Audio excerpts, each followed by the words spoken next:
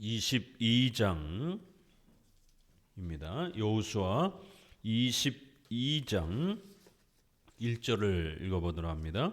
그때 여호수아가 르우벤 사람과 갓 사람과 므낫세 반 지파를 불러서 그들에게 이르되 여호와의 종 모세가 너희에게 명한 것을 너희가 다 지키며 또 내가 너희에게 명한 모든 일에 내 말을 너희가 청종하여 오늘날까지 날이 오래도록 너희가 너희 형제를 떠나지 아니하고 오직 너희 하나님 여호와의 명하신 그 책임을 지키도다. 각 성경마다 제일 서두에 1장에 무엇이 나오는지 또 마지막 장에 어떤 장면이 소개가 되는지를 늘 항상 집중해서 보시면 각 성경의 좀 더 핵심들을 잘 이해할 수가 있습니다. 특별히 우리가 복음서의 첫 소절 1절이 각 그 마태, 마가, 누가의 각각의 특징을 서로 다 나타내는 독특한 특징이 있습니다. 마태복음 유대인들에게 구약의 이렇게 중보자로서의 성취를 강조하기 때문에 아브라함과 다윗의 자손 예수 그리스도의 세계라. 마가복음은 어떻게 시작합니까? 이방인들에게 예수님이 우리의 구원자이심을 좀 더 집중적으로 강조하다 보니까 우리 주 예수 그리스도의 복음의 시작이다. 이렇게 우리 사도신경에 있는 그 문장이 거의 그대로 이렇게 반영이 됩니다. 누가복음 1장은 데오빌로 각하에게 이제 성경에 대한 이 내용들을 소개하겠다. 차례대로 써서 소개한다. 누가는 마치 신약의 역사서처럼 예수님의 생애를 가장 집중적으로 이렇게 소개하는 그러한 역사 서술적 성격이 있습니다. 그리하여 성경을 배울 때 두서없이 중구난방으로 이렇게 배우는 게 아니라 차례대로 이 카텍섹스라고 하는 이런 표현인데 이것이 오늘날에 영어로 가게 되면 orderly 이렇게 표현됩니다. 이게 이제 질서대로, 체계적으로, 순서대로 이런 뜻이에요. 이 시스템, 조직신학을 말하는 겁니다. 순서가 잘 체계화된 형태로 성경을 배워야지 중구난방으로 이렇게 창세기부터 계시록을 그냥 막 통째로 막 이렇게 소개할 수 없다라는 겁니다. 잘 짜여져서 신약과 구약이 서로 충돌되지 않도록 7개의 사도신경에서 우리가 고백하는 7대 교리를 따라서 잘 짜임새가 맞춰진 형태로 그렇게 당신에게 소개하겠습니다. 이것이 바로 배운 바대로 그동안 당신에게 가르쳤던 당신이 배움을 받은 바대로 그렇게 이제 또 이해해가는 겁니다. 배운 바대로 어떻게 배웠는가? 라고 할 때 이거는 카테케테오라고 하는 또 이 헬라어가 라틴어로 카테키스무스라고 이렇게 바뀌면서 그것이 영어로 카테키즘 이렇게 바뀌는 겁니다. 어원이. 이 카테키즘 그러면 영어로 번역을 소유리 문답 단어가 없기 때문에 이건 신학 용어이기 때문에 영어권에서 그냥 그대로 소리 나는 대로 라틴어 헬라어에서 가져와서 쓰는 겁니다. 소유리 문답, 교리 문답. 이 잘 짜임새 있는 이 교리를 어떻게 배웠다고요?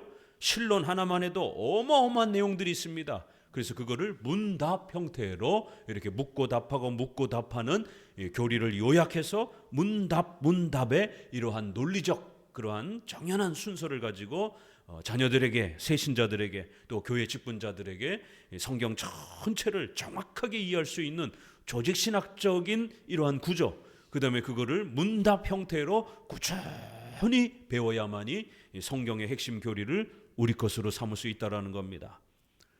누가복음은 성경을 우리가 어떻게 소유할 수 있는지에 대한 이러한 교리적 체계와 교리문답적 질서를 가르칩니다. 요한복음은요. 태초에 창세기에서도 태초에 이렇게 시작하는 것처럼 태초에 말씀이 계셨다라는 거예요. 그 말씀은 하나님과 함께 계셨다. 그 말씀으로 인하여 모든 것이 창조되었다. 해 아르케 이러면서 in the beginning 이러한 표현이 예수 그리스도는 신이다라는 겁니다. 온 창조를 주관하신 창조주요. 성부 하나님과 그 말씀이 함께 계셨다. 말씀과 하나님을 구별하면서 각각의 관사를 써서 이렇게 호파테로 홀로고스 이렇게 해가지고 각각 관사를 써서 원문에는 말씀과 성부가 다른 분이다라는 것을, 그 말씀이 하나님과 함께 계셨고 그 말씀으로 인해서 모든 역사가 창조되었다라고, 이렇게 바로 그 말씀은 우리 가운데 오신 독생자 예수 그리스도다, 이렇게 소개하는 겁니다. 그래서 요한복음은 그리스도의 신성에 대해서 아주 집중적으로 강조합니다. 그런데 이 모든 내용들이 끝부분에 가서는 마태복음에 어떻게 끝납니까? 이런 것들이 우리 성도들 머릿속에 성경의 전문가들이 돼야 돼요. 적어도 우리 장로교를 다니는 성도들은 신약 구약이 쫙 깨어져야 됩니다. 마태복음 어떻게 끝납니까? 가서 제자 삼으라, 세례를 주라, 가르쳐 전하라 라고 하는 5개의 명령이 소개가 됩니다. 성도가 자기에게 또 다른 사람에게 세례를 줄 수 없습니다. 이것은 교회론적 명령입니다. 교회의 지도자들이 세례를 주는 겁니다. 제자를 삼기 위해서 가르치고 전도해야 되고 또 그렇게 세례를 줘서 그리스도의 제자로 삼으라는 겁니다. 이렇게 교회 안에서 한 성도를 세워가는 교회론적 질서를 이렇게 목회적 사명으로 소개를 합니다. 마가복음 어떻게 끝납니까? 믿고 세례를 받는 자들은 구원을 받을 것이다 라고 이렇게 끝이 납니다. 믿음에 대한 것과 세례에 대한 것과 또 예수님께서 승천하시는 이러한 구원에 대한 이러한 또 소명, 그래서 거기서도 땅끝까지 이르러 복음을 전하라, 마태복음하고 비슷하게 그렇게 교회론적 그러한 목회적 명령으로 소개가 됩니다. 이거를 선교단체나 이런 일반 경건주의 교회는 주관적 신앙을 강조하기 때문에 성도 여러분 가서 열심히 전도해야 됩니다, 이런 개인적 소명으로 자꾸 강조를 합니다. 그러나 우리 장로교는 마태복음, 마가복음은 믿음을 가르쳐야 되고 세례를 가르쳐야 되고 땅끝까지 교회를 세워가야 된다는 교회론적 목회적 명령으로 소개가 됩니다. 누가복음도 역시 마찬가지입니다. 요한복음도 역시 마찬가지고요. 요한복음은 베드로에게 내가 나를 더 사랑하느냐라고 이렇게 굉장히 주관적인 것 같죠. 그래서 많이들 베드로처럼 우리도 열심히 전도해야 됩니다 이렇게 표현합니다. 아니요, 성경을 정확하게 읽어야 됩니다. 내 양을 치라, 내 양을 먹이라. 베드로를 대표해서 12사도들에게 주신 명령입니다. 베드로에게만 준 게 아닙니다. 사도들에게 준 겁니다. 뭘 하라고요? 하나님의 양을 치라는 거예요. 치는 것은 권징의 법적 훈계를 말하는 겁니다. 먹이라, 말씀을 양육하고 돌보는 것을 말하는 겁니다. 이렇게 마지막 베드로에게 준 명령은 사도들에게, 교회의 이러한 지도자들에게 주시는 공적인 이러한 목회적 명령 형태로 주어져 있습니다. 복음서를 어떻게 읽느냐에 따라서 이렇게 관점이 달라지는 겁니다. 또 여러분, 신약의 마지막 부분들이 대부분 또 교회론으로 많이 끝납니다.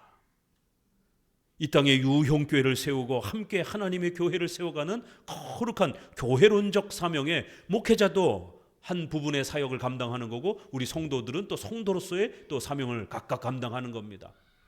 한 사람 개인에게 명령하는 것이 아니라 이렇게 교회론적으로 목회적 명령으로 소개가 되고 있는 것이 특징입니다. 자, 구약은 어떻습니까? 창세기도 49장, 50장 어떻게 끝났습니까? 12지파에게 미래적 예언으로서 이렇게 소개되어지면서 12지파는 구약의 교회를 대표하는 가장 중요한 숫자입니다. 바로 하나님의 교회가 마지막으로 감당해야 될 사명을 소개해주는 비중 있는 내용으로 그 거대한 창조의 역사가 12지파를 향한 교회론적 사명으로 소개가 됩니다. 출애굽기, 민수기 어떻게 끝나는가 보세요. 의외로 교회론적 명령으로 끝나는 경우가 상당히 많습니다. 오늘 여호수아서 22장에도요. 이제 거의 마지막 부분에 23장, 24장에는 그 훈계와 권면 정도이고 주제별로 다루는 장은 22장이 거의 마지막 내용입니다. 교회 정치에 대해서 소개를 합니다. 동쪽에 살던 르벤, 므낫세, 갓지파, 요단강을 중심으로 해서 동쪽이죠. 세 지파. 그다음에 이쪽에 또 9지파. 이렇게 해서 동서로 나눠져서 사는데 이제 모든 전쟁이 끝나고 이 세 지파에게 돌아가라. 그래서 이제 너희가 그동안 잘 싸웠으니까 너희의 자녀들이 있는 너희의 짐승들이 가축들이 있는 동쪽으로 돌아가서 신앙생활을 잘 감당해라 라고 이제 여호수아가 보내주는 격려해주는 그런 장면으로 본문이 시작이 됩니다. 그런데 이 세 지파가 돌아가는 이 과정에서 요단강 이 경계에다가 뭔가 제단을 세우고 거기다 뭔가 표시를 하는 겁니다. 느닷없이. 그래서 이것이 9지파에게 소문이 난 겁니다. 얘네가 무슨 제단을 요단강 저쪽에다가 세우더라. 그걸 지금 만드느냐고 분주하다. 그 소식이 전해졌습니다. 제단은 반드시 임시적으로는 구약의 실로였고 이제 곧 예루살렘이 영원한 구약의 예배 처소가 됩니다. 반드시 오직 유일한 예배 초점은 예수 그리스도여야만 되기 때문에 이렇게 한 곳에 하나님이 지정해 주신 한 곳에서만 예배드려야 되는 이러한 유일성에 대한 제단 개념이 구약엔 강했던 겁니다. 그런데 엉뚱한 제단을 또 만들겠다라는 거예요.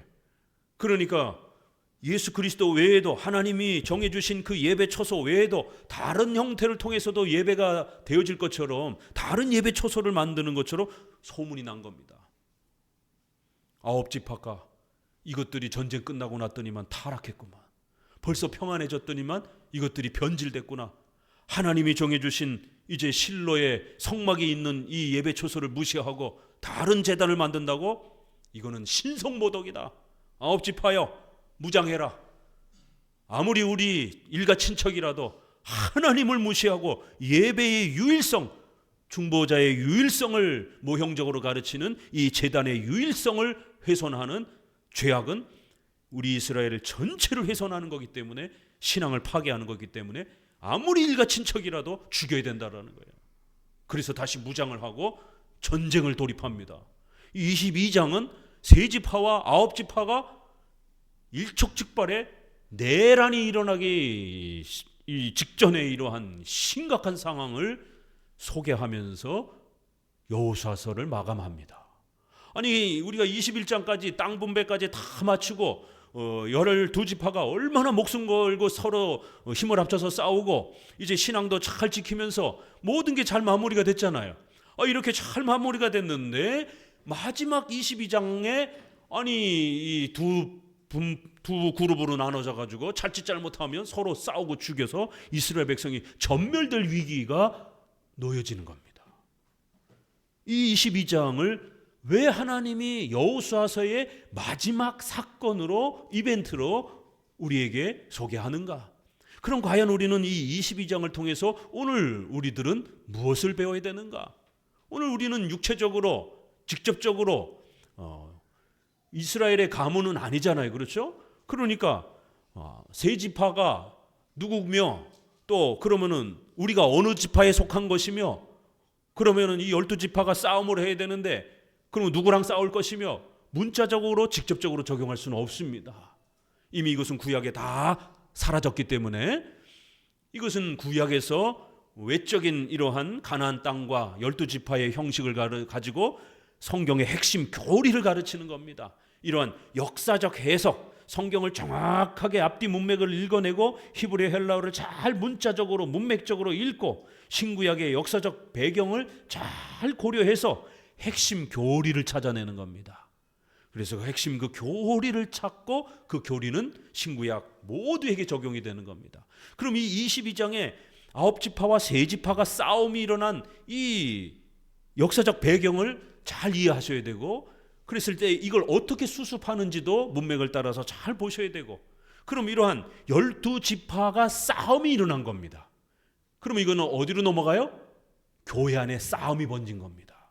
교회 안에 싸움이 번질 만한 주제들이 얼마나 많습니까? 지금 한국교회에 교회 안에 싸움이 일어나가지고 얼마나 많은 고초를 겪고 교회가 붕괴가 됩니까? 그랬을 때 두 그룹, 세 그룹으로 쪼개져 가지고 목사님파, 장로파, 또 뭐 권사님파, 집사님파, 또 초기에 또 이러한 설립했던 거에 참여했던 이런 개척 멤버파, 나중에 참여한 파, 뭐 이렇게 해서 고린도전서 1장에도 아볼로파, 바울파, 게바파, 그리스도파, 벌써 네 파가 존재하는 바울, 베드로, 아볼로 얼마나 중요한 분들입니까? 그런데 자기들 스승이 훨씬 더 낫다고 싸움을 하고 있는 겁니다. 그리스도파, 그 사람들 이름을 드는 게 뭘 필요해?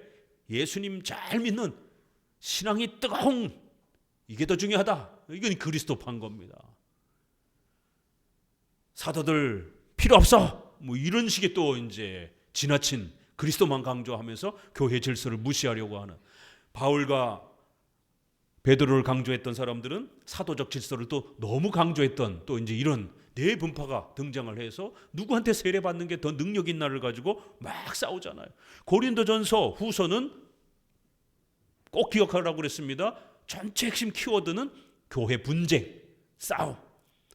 내가 듣기로 너희 안에 이렇게 파벌이 생겨서 분쟁이 일어나고 싸움이 일어났다고 내가 들었다.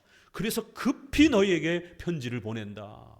교회 안에서 제발 싸우지 말아라. 교회 안에서 싸우지 않기 위해서는 반드시 고린도전서 1장 한 마음 한 뜻이 되어야 된다. 같은 고백을 하고 같은 말을 해야 한다. 우리 마음을 일치해가지고 우리 하나가 됩시다. 으쌰으쌰 남전도에 같이 놀러가고 밥 먹고 이런 거를 추천하는 게 아닙니다. 우리 한마음교회가 제가 한참 박사 공부라든가 공부할 때 신조, 한국에서는 제가 1호 웨스트민스터 신앙고백 신조 연구로 첫 번째 논문을 발표했습니다. 국회에 제출이 됐습니다. 웨스트민스터 신앙고백으로 연구 박사 논문 가장 첫 번째 이런 연도를 보게 되면 제게 나옵니다. 이건 기쁘면서도 한편으로는 아픈 거죠. 한국교회 140년 역사상 웨스트민스터 신앙고백을 교인들이 신앙고백 선서로 받고 직분자들의 서약 7대 선서로 받는 이 엄청난 교리 표준을 고백하고 있는 장로교단이 웨스트민스터 신앙고백에 대해서 박사 논문이 140년 동안 하나도 없었다라는 거예요. 기가 찰 노릇이죠. 창피할 노릇입니다. 저도 몰랐어요. 저도 이제 쓰다 보니까 국회 도서관을 뒤지고 이제 웨스트민스터 먼저 나온 논문이 있으면 참고하려고 뒤지다 보니까 없는 거예요. 깜짝 놀랐습니다. 세상에 웨스트민스터 신앙고백을 이렇게 연구를 안 했구나, 한국교회 장로교회가. 그러니 성도들이 기준이 없으니까, 이건 성경 해석의 교리 표준이고 목회의 교리 표준이고 교회 질서의 교리 표준입니다. 성경을 어떻게 해석하고 적용할 것인가? 7대 선서, 첫 번째 성경을 하나님의 말씀으로 믿습니까? 두 번째 웨스트민스터 신앙고백을 여러 신조 중에 교리 표준으로 믿겠습니까? 세 번째 장로교회를 가장 성경적인 교회 질서로 믿겠습니까? 장로교 지도자가 되기 위해서는 반드시 7대 선서를 해야 됩니다. 그런데 세상에 신학자들이 수두룩한데 연구 논문이 2010년대까지 한 편도 없었던 겁니다. 저게 2009년에 나왔으니까. 교리 표준, 목회의 기준이 없으니까, 성도들의 성경 해석의 기준이 없으니까 어떤 일이 벌어져요? 치고받고 싸우는 겁니다. 네 해석이 맞니? 내 해석이 맞니? 목회자들끼리 만나면 두 사람만 만나도 의견이 일치가 안 돼갖고 싸웁니다. 신학자들은 얼마나 더 싸우겠어요. 히브리어 헬라어도 잘하니까. 내 해석이 맞다, 네 해석이 맞다. 그래서 장로교인들은 둘만 앉아 있어도 싸우게 됩니다. 성경 해석이라고 하는 이 일을 해야 되기 때문에 인간의 연약함 때문에 많은 해석에 오류가 발생이 되는 거예요. 우리 연약함으로 인해서. 그래서 이단을 배격하기 위해서 초대교회부터 서방교회는 사도신경, 동방교회는 325년에 니케아 신경 거의 비슷합니다. 내용이. 이거를 교리 표준으로 사도신경, 캐논, 잣대라는 말이에요. 자, 기준이라는 말입니다. 신경, 신조는 조항이라 이런 말이고 신경이 훨씬 멋있는 말입니다. 우리가 믿는 것에 대한 신앙 고백의 잣대, 해석의 표준, 기준, 신경. 장로교 다니면 상식적으로 아셔야죠. 신조, 그 다음이 신앙 고백은 좀 아주 편한 말이에요. 초기에는 웨스트민스터 신앙 고백이라 하지 아니하고 신도 개요서 이렇게 표현을 했습니다. 이건 상식적으로 외우셔야 되는 겁니다. 우리가 문서들을 읽다 보면 아니 신도 개요서, 초창기의 이 표지에는 다 신도 개요서 이렇게 나왔어요. 웨스트민스터 신도 개요서, 웨스트민스터 신조, 그러다가 이제 신앙 고백서, 좀 더 편한 표현으로 신도 개요서, 어입니다. 아이가 아니고 계략, 개요, 요약 이런 뜻인가? 많이들 오해하는 거예요. 그러면 개자를 써야 돼요. 개론할 때. 어이예요, 어이. 신도, 우리가 믿는 도리. 그렇죠? 신도. 개요서. 개요라는 거예요. 아이가 아니고 어이. 이게 어느 때 쓰는 거냐면 국기 개양대 할 때 쓰는 거예요. 높이 들게 해야 해요. 들게. 게시판 할 때의 개자입니다. 우리가 함께 고백하는 신앙 고백의 요약 이런 뜻이 아니고 이거는 신앙 고백서의 표현입니다. 개요서는 그보다 훨씬 더 비중을 높인 거예요. 우리가 반드시 믿고 받들어야 되는, 높이 교회의 표준이 되어야 되는, 높이 우리가 존경해야 되는 우리 신앙의 요 핵심들, 이런 뜻이에요. 성경의 요약, 압축, 핵심, 이런 뜻보다 훨씬 더 강한 편입니다.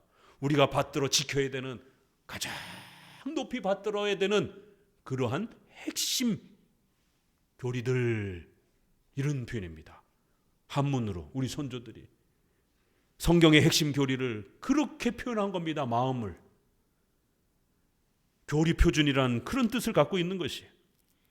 그래야 모든 목사들이, 적어도 장로교 목사는 성경을 해석할 때에 웨스트민스터 신앙 고백의 기준에 맞춰서 해석을 하고 그 외에 대해서는 다양한 해석을 존중해 주는 겁니다. 적어도 이 33개 안에 해석이 모아지면 서로 인정해 주는 거예요.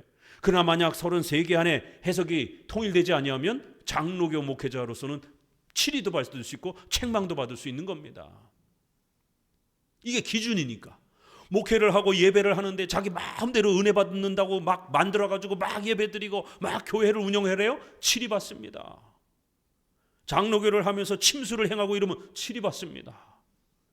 물론 침수도 우리가 인정합니다. 침례교회 신자가 장로교회로 들어오면 우리는 다시 세례 주지 않고 그대로 인정합니다.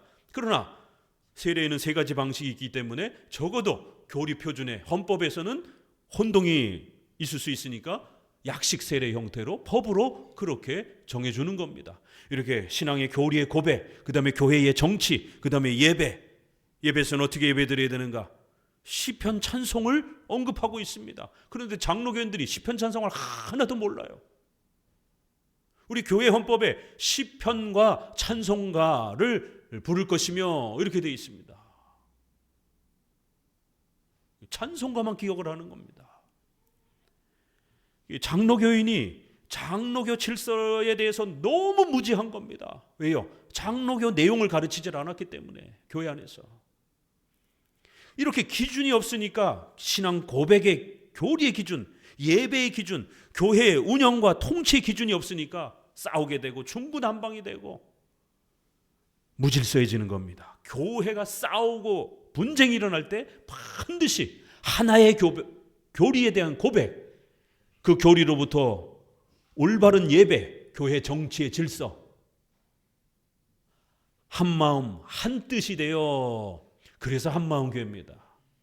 하나 됩시다 이런 뜻이 아니고요, 같은 신앙 고백, 같은 예배, 같은 교회 질서에 대한 일치가 있어야 된다는 것. 교회는 이게 무너지게 되면 교회는 무질서해지고 각자 자기가 신앙의 체험들을 강조하게 되고 중구난방이 된다는 겁니다. 적어도 홀리 캐톨릭, 공교회, 공적인 교회라는 거예요. 사적인 자기의 어떤 신앙의 체험과 주관성을 지나치게 강조하는 그런 사적 모임들이 아니라는 겁니다. 교회는 통일된 일치된 신앙의 일치성과 일치된 신앙의 기반에서 예배드리는 교회가 운영이 되어야 되는 공적 성격이 있어야 된다는 거예요. 그래서 사도신경에 이 홀리 캐톨릭이라는 말을, 영어의 홀리 캐톨릭이라는 말을 한글로 번역할 때 우리 선조들이 성공회라고 이렇게 표현한 겁니다. 거룩한, 한마디로 성자잖아요. 공회. 이 공회를 가르치지 않으니까 애들이 어려워서 자꾸 까먹는 거예요. 공회가 뭔지. 공교회라고 사도신경을 새롭게 번역을 해놨습니다. 그래도 뭔 뜻인지 잘 몰라요. 왜 앞에다가 공자를 붙이는지. 그게 공무원 할 때 공자입니다. 모일 공자가 아니에요.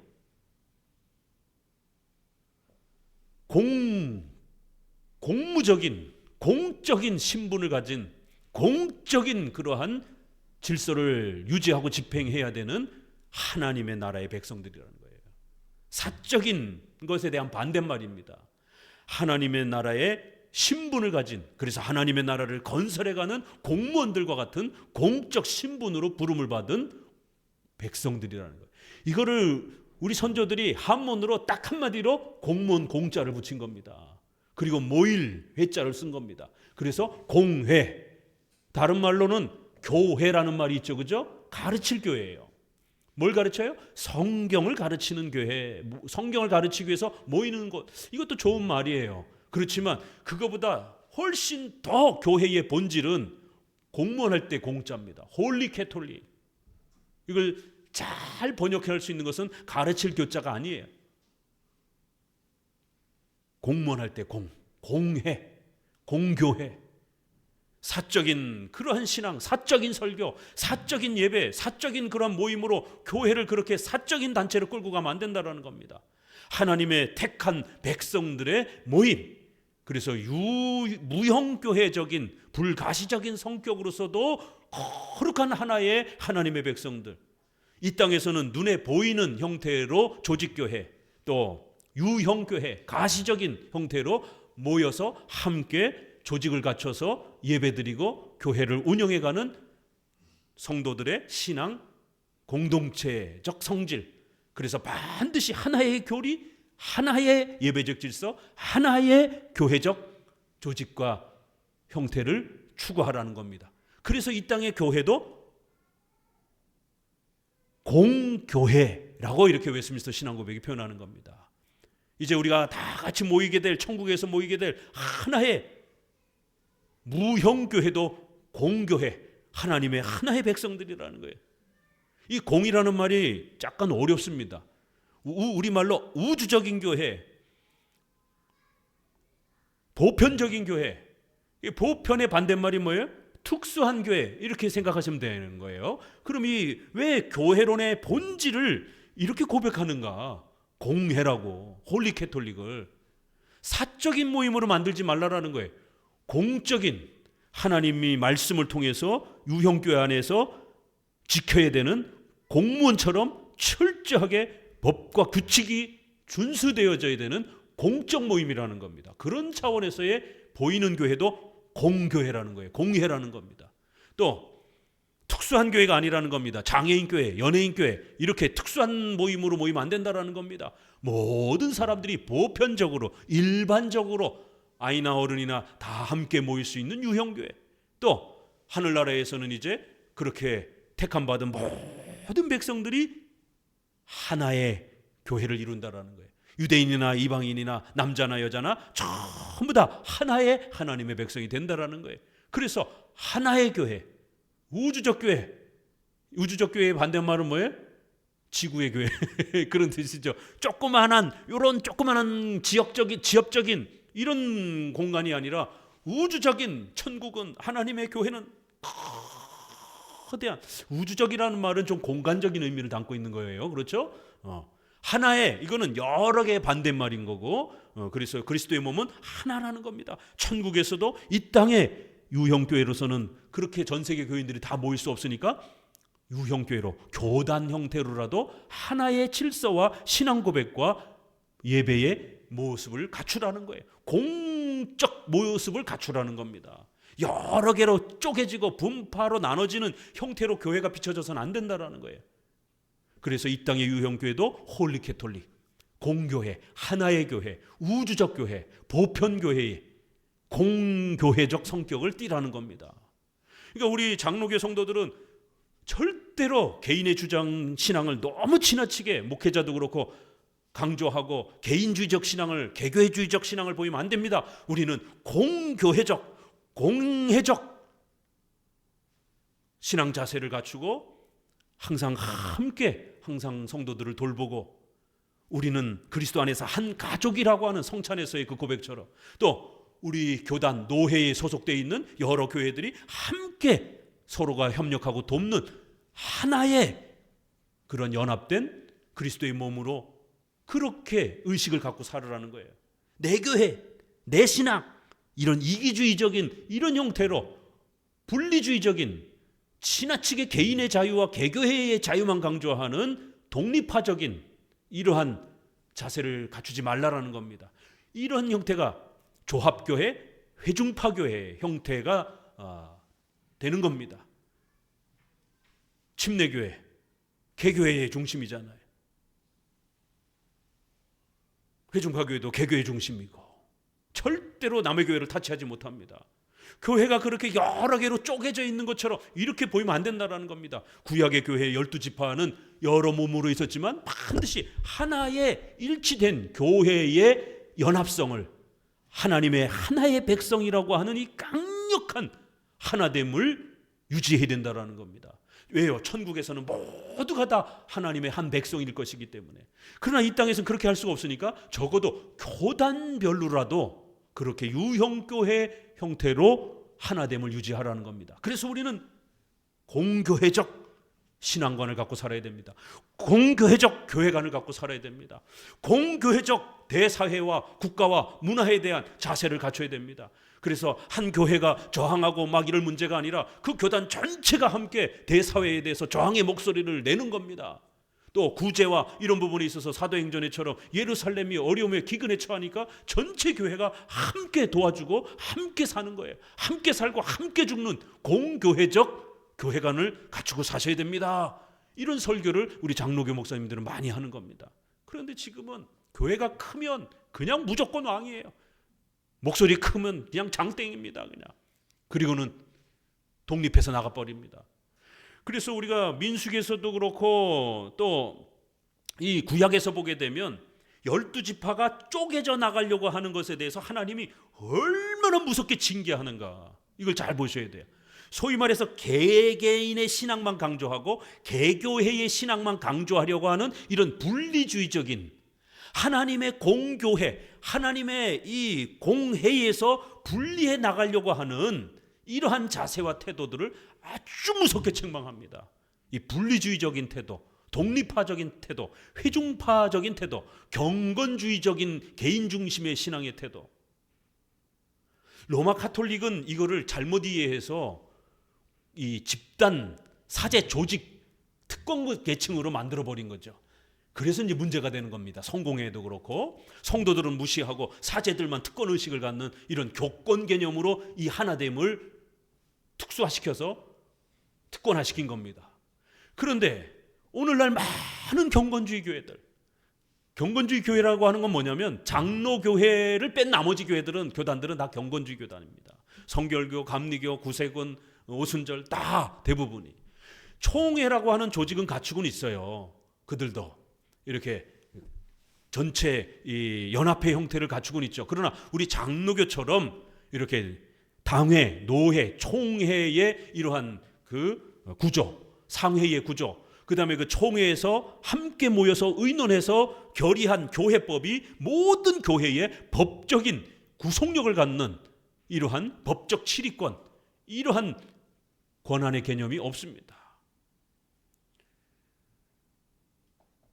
장로교도 결국 영향을 받아서, 회중교회 영향을 받아서, 경건주의 영향을 받아서 교회가 크면 절대로 교단법 쳐다보지도 않습니다. 지금 통합 측에 세습이 불법이라고 이렇게 해놨는데도 명성교회가 대놓고 하잖아요. 그래도 워낙 상해비를 많이 나니까 못 쫓아내는 거예요. 징계하겠다 계속 세상법에다가 고소를 해갖고 세상법에서도 다 이겼어요. 그런데도 저렇게 버티고 있잖아요. 교회가 크니까 돈이 총에다 내는 돈이 많아가지고 그 툭탁하면 우리 나간다 이런 식으로 징계하면 우리 나갈 거다 이렇게 협박하고, 합동 측에서도 큰 교회들 성범죄 일어나고 그러는 것에서 징계를 못 하잖아요. 왜요? 돈을 많이 내니까. 상해비, 신학교에다 이런 돈을 많이 내다 보니까 돈 문제죠. 결국엔 다. 총회에서 법으로 처리하려고 하면 협박하고 돈 안 낸다고 그러고. 그러니까 이런 공교회적인 이 신앙의 교회론적 자세가 안 갖춰져 있으니까 목회자가 마치 세력이 크면 자기가 어마어마한 힘을 발휘할 수 있는 개교회주의적인 이러한 분리주의적인 회중파적인 이러한 독선의 극단적 이기주의적인 목소리가 나오게 되는 겁니다. 그래서 구약에는 절대로 어느 한 지파도 아무리 르우벤 지파가 장자랄지라도 장자 목소리 못 내도록, 에브라임 지파가 가장 숫자가 많아도 절대로 함부로 에브라임이 큰 목소리 못 내도록 12지파가 골고루 균형 있게 하나의 공교회를 형성하도록. 신약의 12지파가 사도들마다 베드로가 수제자잖아요. 바울은 어마어마한 교회를 전도해서 실제적으로 가장 강력한 교회 수와 제자 수들이 있습니다. 그래서 베드로파, 바울파가 고린도에서 싸움이 벌어졌던 겁니다. 그리고 아볼로는 바울이 전도하기에 앞서서 유대인들을 가장 많이 전도했던 선임자입니다. 그래서 아볼로와 바울은 거의 비등비등한 권위를 가지고 있는 그러한 위치에 있습니다. 그래도 그렇게 서로 개인의 목소리를 내면 안 된다라는 겁니다. 하나의 고백, 같은 뜻 안에서 합쳐라. 우리 12사도가 한 사람이 리더가 돼가지고 베드로가 수장이 돼서 교황권을 가지고 나머지 사도들을 막 짓밟고 명령하고 억압하고 이런 게 아니다라는 거예요. 우리 12사도는 똑같이 하나의 공교회를 같은 신앙 고백 아래에서 같은 교회적 질서 아래에서 그렇게 유지해가고 있다는 거예요. 한 마음 한 뜻, 같은 뜻이라고 하는 것은 우리가 열심히 하나 됩시다 이런 뜻이 아니라 같은 신앙 고백, 같은 교회 질서, 같은 법의 치리가 유지되는 공교회성을 유지하라는 겁니다. 그래야 이 수많은 교회들은 돈이 있고 없고를 떠나서 하나가 되는 거예요. 그럴 때 큰 교회가 하나님이 자기의 교회에 주신 재정으로 생각하고 청지기직 사명으로 1:11, 그거는 목회자와 성도들의 교회적 질서를 유지하기 위한 말씀을 공급하고 물질을 공급하기 위한 1:11에 목사와 성도들, 레이지파와 11지파들의 이 교회 공동체를 유지하는 중요한 수단이었잖아요. 이것은 더 나아가서 큰 교회와 작은 교회 모두가 다 함께 하나의 교단 안에서 서로가 보호받을 수 있는 공교회적 보호 질서 체계이기도 합니다. 큰 교회는 재정이 많잖아요. 그런데 이렇게 100명 미만인 교회들은 목회자 퇴직금도 확보가 안 됩니다.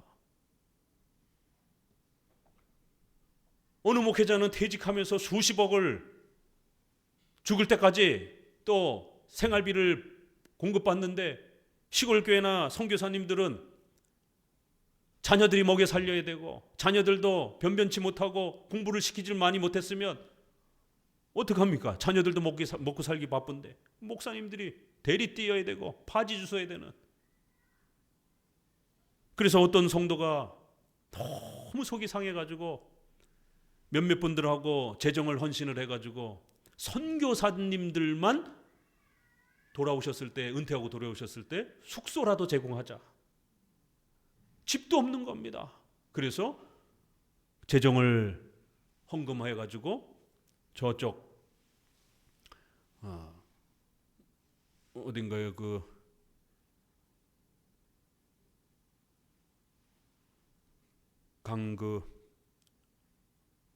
갑자기 기억이 안 나는데 거기에다가 산 중턱 아래에다가 그렇게 터를 만들어 놓고 선교사 숙소를 제공을 하셨더라고요. 참 마음이 아팠어요. 가서 이렇게 보면서.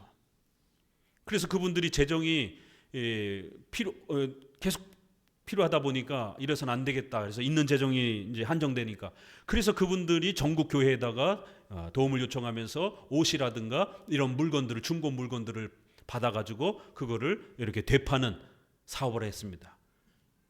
그게 아름다운 가게와 관련된, 아시죠? 아름다운 가게. 그 연결된 그 조직입니다. 그래서 저희도 가끔 아름다운 가게 이렇게 가서 중고 물품 가서 좀 구입도 하고 그러는데, 거기랑 연결돼 있어요. 처음 들었습니다. 저기 루터 수양관인가 저기 그쪽인데 지금 장소가 잘 기억이 안 나서, 이러한 객인이 성도들이 보다 못해서 이렇게라도 하는 겁니다. 사실은 이거 교회가 할 일인데, 큰 교회들은 재정이 많으니까 내 재정이라 생각하지 말고 공교회적 재정, 우리의 재정이라 이렇게 생각을 하셔야 되는데, 우리들의 교회의 재정이라 이렇게 생각하고 돈을 좀 더 많이 내놓고 목회자들 은퇴비라든가 선교사라든가 시골교회 목회자들 생활 지원비로 이렇게 좀 더 많이 내놔야 되는데, 내 교회 돈이라 생각하니까 안 내놓는 거예요. 이게 전부 다 자기 신앙, 자기 교회, 이런 개인주의적인, 이런 분리주의적인, 독립화적인 이러한 사고가 교회를 망가뜨리는. 그래서 신구약에 보게 되면 이렇게 거룩한 공교회, 하나의 교회 개념을 아주 강력하게 요구하고, 거기에서 문제가 분리해서 나가려고 할 때마다 아주 혹독하게 책망을 하는 겁니다. 종교개혁의 역사는 어때요? 종교개혁의 역사를 보세요. 개혁파 교회, 그래서 제네바, 스코틀랜드 각 지역마다 하나의 교단이 형성이 되고, 그 교단 중심으로 목사가 교육이 되고, 또 목사 파송이 되고, 목회자의 사례비와 이런 부분들이 관리가 되는 겁니다. 그럴 때에 성공회에서 물론 신앙적인 저항도 있었지만 분리해서 나가려고 했을 때에 그들을 분리주의자라고 그런 겁니다. 그래서 최초로 분리해 나간 사람이 로버트 브라운인 겁니다. 분리주의자로. 회중파, 유명한 회중파의 첫 시조입니다. 그 로버트 브라운, 그래서 브라운주의자들이라고 합니다. 그 브라운주의자들이 메이플라워를 타고 미국으로 이민을 간 겁니다. 여러분이 잘 알고 계시는 그 메이플라워에 타고 계셨던 분들이 120 몇 명인가가, 그래서 처음 도착할 때 반이 죽고 반이 인디언들의 도움을 통해서 양식을 그 다음 해에 추수를 해가지고 감사해서 추수감사절이 시작이 된 겁니다.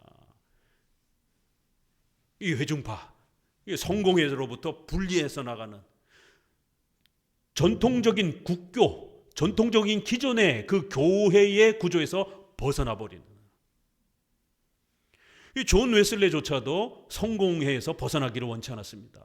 왜요? 이게 전통적인 하나의 교회 개념이 오랜 역사로부터 이것이 우리 기독교가 지켜왔던 기본 개념이었기 때문에. 그래서 존 웨슬레조차도 성공의 그 자체 안에서 개혁하기를 원했던 거예요. 그러다가 이제 정 안 돼가지고 이제 결국 감리교를 별도로 이제 이렇게 만들면서 출발을 한 것이죠. 그러니까 메이플라워를 타고 그렇게 분리주의자들이 갔고, 그 다음에 1620년대, 30년대에 또 이제 우리가 잘 아는 그 뉴 잉글랜드로 이주를 가는 회중파들이, 또 존 코튼 매더, 이런 회중파들이 결국 성공회로부터 분리되어져 나가는, 그래서 그들을 분리주의, 독립하라라고 그러는 겁니다. 어디로부터 분리되어 있는가? 이러면서 결국 그런 기독교 역사에도 보게 되면 장로교의 사무엘 러더푸드라든가 이런 웨스트민스터에 참여했던 이런 길레스피 러더푸드, 이런 분들이 길레스피의 아론의 쌍난 지팡이가 곧 출간이 된다 그러더라고요. 참 감사한 일이죠. 반드시 읽어야 되는 장로교의 핵심 교과서 유스 디비눔, 웨스트민스터 총회에서 출간한 유스 디비눔, 신적 권위, 장로교 총회의 신적 권위의 개념을 소개한 책 우리가 한번 소개했죠. 길레스피의 아론의 쌍난 지팡이, 아론의 쌍난 지팡이가 바로 민수기에서 바로 그 사건에 나왔던 법궤 안에 아론의 쌍난 지팡이가 있는 그 사건입니다. 많은 분들이 다른 건 이해가 되는데, 만나는 예수님이니까, 말씀은 성경 말씀이니까 이해가 되는데, 아론의 쌍난 지팡이는 왜 법궤에다가 가장 소중한 하나님의 임재를 나타내는 그 법궤에다가 집어넣는가? 그건 바로 민수기에서 우리가 보았던 모세와 아론이 지도권을 갖고 있으니까 고라, 레위 지파의 고라와 루벤 지파의 다단, 아비람, 오니 반역을 행한 것 아닙니까? 그리고 250명의 지도자들이 선동해가지고 모세와 아론, 왜 너네만 제사장 하느냐, 지도자 하느냐? 우리 돌아가면서 하자. 루벤 지파, 우리도 장자인데 돌아가면서 하자. 이 회중파의 오늘날 이 독립파의 주장이 뭡니까? 아니 왜 목사님만 그렇게 고난을 많이 갖습니까? 돌아가면서 합시다. 목사님도 1표, 똑같이 성도들과 같은 한 표의 개념을 갖고 이렇게 절대 평등 개념에서 이렇게 교회를 유지합시다. 회중교회라는 그렇게 말하는 겁니다. 목사도 그 회중의 하나일 뿐이라는 거예요. 그래서 전체 회중이 함께 결정하고 함께 의논하고 함께 모든 것을 행하자라는 거예요. 절대 평등으로 교회를 운영하자라는 겁니다. 돌아가면서 하자라는 거예요. 지도권을. 그래서 장로를 돌아가면서 하더라고요. 회중파에서는. 목사님도 목회하다가 장로가 되기도 하고. 그래서 장로한테 치리를 받더라고요. 유럽의 개혁교회들이 그렇게 하기도 합니다. 그건 회중파 제도 개념이에요. 유럽의 개혁파 이 교회들이 장로교회를 잃어버려가지고 네덜란드, 제네바, 스위스 다 장로교회였는데 칼빈의 제자들이기 때문에. 그런데 이 회중파가 들어와가지고 목사님이 사역 연수 끝나면 장로가 돼가지고 장로한테 치리를 받아요. 이건 전형적인 회중파 개념입니다. 민수기에서 결국에는 이 지도자들이 돌아가면서 하자라고 아론에게 반기를 들었고 제사장에 대한 이 권위에 대한 문제에 대해서 싸움이 벌어졌고, 그래서 12지파가 분쟁이 일어났습니다. 그래서 모세가 어떻게 했습니까? 이 교회의 직분권이라고 하는 것은 한 개인이 자기 마음대로 취할 수 있는 게 아니다. 그건 하나님의 부르심과 관련해서 하나님이 세워가시는 것이다 라고 하는 이 중요한 유스 디비눔, 하나님이 신적 권위를 위탁해 주는 지도자들이 그거를 갖는 것이지 개인이 갖고 싶다고 해가지고 돌아가면서 하고 이런 게 아니다라는 겁니다. 이제 내년에 장로를, 안수집사를, 저희도 권사님을 세울 겁니다. 내년 이제 후반기쯤에. 그러면 이제 여기에 후보가 됐다 떨어질 수도 있고 후보가 안 될 수도 있고, 이러면 이제 교회 안에 싸움이 벌어집니다. 서운한 마음이 들기 시작하고, 잘못한 파벌이 형성이, 나랑 친한 사람들끼리 또 이런 선거를 해야 되기 때문에. 그래서 지금부터 공교회에 대한 이 교회론적 개념을 부단히 더 마음에 새기셔야 됩니다. 직분에 떨어졌다라고 성도들이 날 안 뽑아줬다라고 해서 서운해하거나 삐지거나, 그래서 그것 때문에 교회를 떠나거나 이러면 큰일 나는 겁니다. 성도들의 그 마음을 움직여서 투표를 하고, 그래서 권위를 얻고, 가까이 있는 사람들이 선거하는 것이지만 결국 그 사람들의 마음을 움직여서 다수의 표를, 3분의 2의 표를 얻게 하시는 것도 하나님의 섭리 안에서 인간의 마음을 움직이시는 하나님의 역사인 겁니다. 그래서 우리 장로교회의 직분론에 유명한 표현이 있습니다. 선거를 통해서 성도들이 선택하지만, 선택은 3분의 2 투표를 받으면 선택되는 거예요. 성도들이 선거를 통해서 선택하지만 그 선택된 자들이 직분자로서의 권위는 하나님으로부터 직접 받는다. 민주주의의 법은 어때요? 주권은 국민에게 있고 공무원이라든가 그들에게 권위를 위탁하는 거예요. 국민이 주는 거예요. 이거를 장로 정치에다가 적용하면 큰일 납니다. 성도들이 투표해서 뽑았어요. 그러면 성도들이 권위를 주는 것처럼 착각하면 안 됩니다. 그래서 무슨 국민 소환제? 뭐 마음에 안 들면은 시장 소환해가지고 다시 투표해가지고 저기 면직시키고 그러잖아요. 장로교회는 그렇게 할 수가 없습니다. 선거는 성도들의 자유를 존중해서 성도들이 뽑지만 권위는 하나님으로부터 직접 주어진다라는 거예요. 유스 디비눔, 신적인 법, 신적인 권위를 위탁해 준다라는 거예요. 그래서 모세가 좋다. 그러면 12지파들, 지팡이, 썩은 지팡이들 다 가지고 와라. 그리고는 꽂아 놓은 겁니다. 싹이 나고 열매가 내는 하나님이 역사해 주시는 증표가 있는 지파가 제사장을 하나님의 권위를 위탁받는 거다. 다음 날 가니까 아론의 지팡이에서만이 싹이 나고 열매가 나 있는 겁니다. 그래서 그것 때문에 결국에는 다담, 아비람 땅바닥이 갈라져 가지고 그냥 산채로 땅에 갇혀 죽었습니다. 그리고는 하늘에서 불이 떨어져 가지고 죽고 250명들은 또 거기에 선동돼 가지고 으쌰 하면서 그래 우리 돌아가면서 합시다. 왜 목사님과 장로님만 권위를 갖습니까? 돌아가면서 합시다. 선동에 같이 참여했던 14,700명 성도들이 연병에 전염병 걸려가지고 죽었습니다. 15,000명가량이 죽었습니다. 이렇게 교회의 공교회성을 해치는 분리주의적인 독립파적인 이러한 행동에 선동된 자들을 하나님이 14,700명을 죽였습니다. 유명한 구약의 공교회의 소중함이 얼마나 소중한 것인지를 단편적으로 보여주고 그걸 법궤에다가 아론의 쌍난 지팡이를 집어넣고 평생토록 영원토록 모든 교회들은 하나의 교회, 공교회적 개념이 무엇인지를 배우고 지키며 살아가야 된다는 겁니다. 성도들도 신앙생활하다가 툭탁하면 마음에 안 들면 그냥 교회 질서에 목회자에게 함부로 대하고 그래도 의견이 관철이 안 되면 그냥 또 딴 교회로 옮겨가 버리게 되고 왜? 교회가 수두룩하니까. 한국교회 초기에 교회는 하나의 교회였습니다. 우리 이제 18자 우리 한마음 성경학교 진행하고 있는데 이제 이번 달이 한국 장로교회사를 소개하는 것입니다.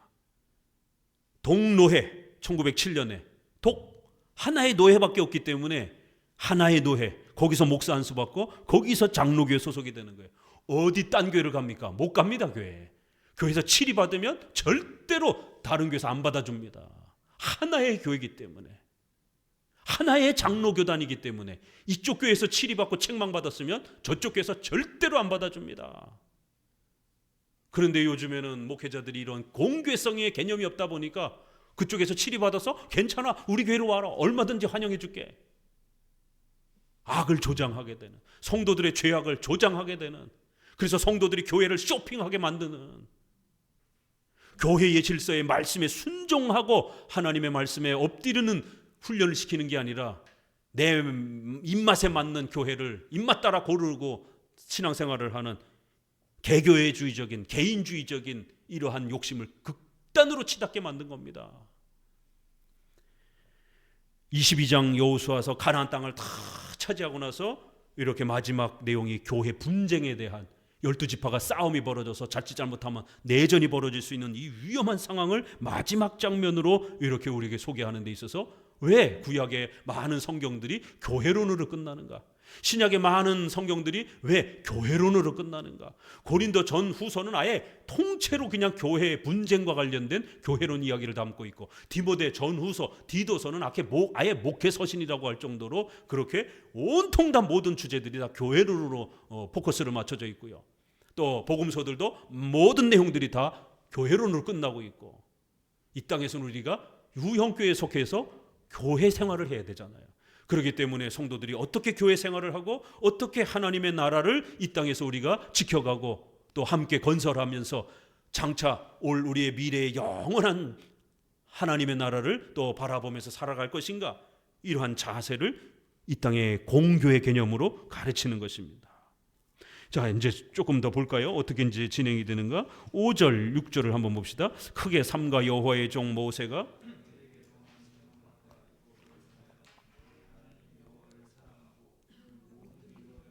그 계명을 지켜 그에게 친근히 하고 너희 마음을 다하며 성품을 다하여 그를 섬길지라 하고 여호수아가 그들에게 축복하여 보내매 그들이 자기 장막으로 갔더라. 우리 기독교 신앙은 뭐예요? 하나님을 사랑하는 것과 성경을 사랑하는 것, 이 두 개가 같은 개념입니다. 물론 본질은 서로 달라요. 그렇죠? 하나는 성경을 사랑하는 거고 하나는 하나님을 사랑하는 겁니다. 인격체이신 하나님을 사랑하는 것과 하나님의 계시의 도구인 성경은 본질적으로는 다른 거죠. 그러나 기독교 신앙 원리에 있어서는 이 두 개가 똑같은 겁니다. 왜요? 하나님은 영이시기 때문에 우리 눈으로 볼 수가 없는 겁니다. 그래서 인격자이신 하나님을 우리가 만질 수도 없고 잡을 수도 없고 끊어낼 수도 없는 겁니다. 그래서 하나님을 사랑하는 것은 곧 성경을 사랑하는 것으로 그렇게 하나님이 자신의 계시의 수단과 방식으로 세워놓은 겁니다. 이거 조금 더 후에 소개할 겁니다. 자, 그리고는 어디를 보시느냐 하면 10절. 루벤 자손과 므낫세 반 지파가 가나안 땅 요단 언덕가에 이르자 거기서 요단가에 단을 쌓았는데 볼만한 큰 단이더라. 이스라엘 자손이 들은즉 이르기를 루벤 자손과 갓 자손과 므낫세 반 지파가 가나안 땅의 맨 앞편 요단 언덕가 이스라엘 자손에게 속한 편에 단을 쌓았다 하는지라. 이스라엘 자손이 이를 듣자 곧 이스라엘 자손의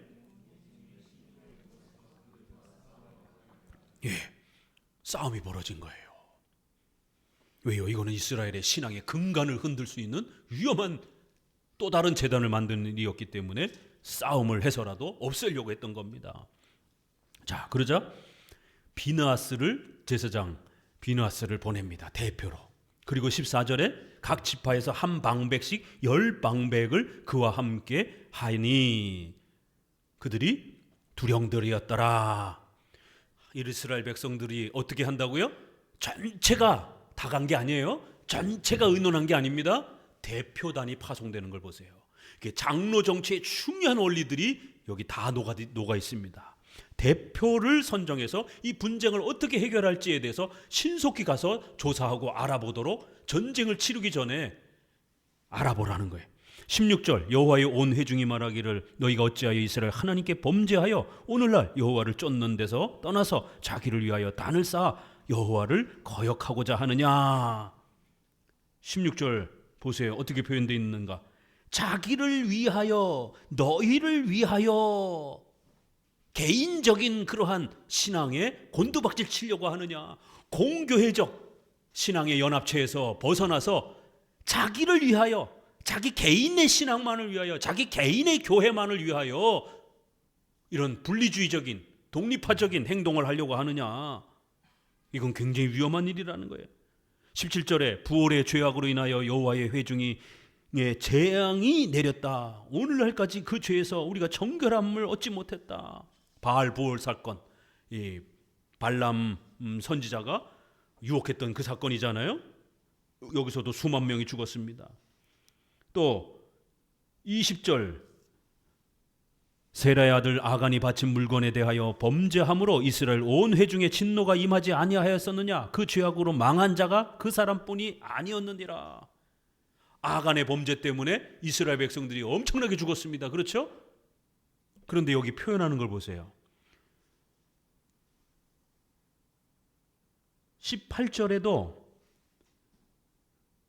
그가 이스라엘 온 회중에게 진노하시느니라.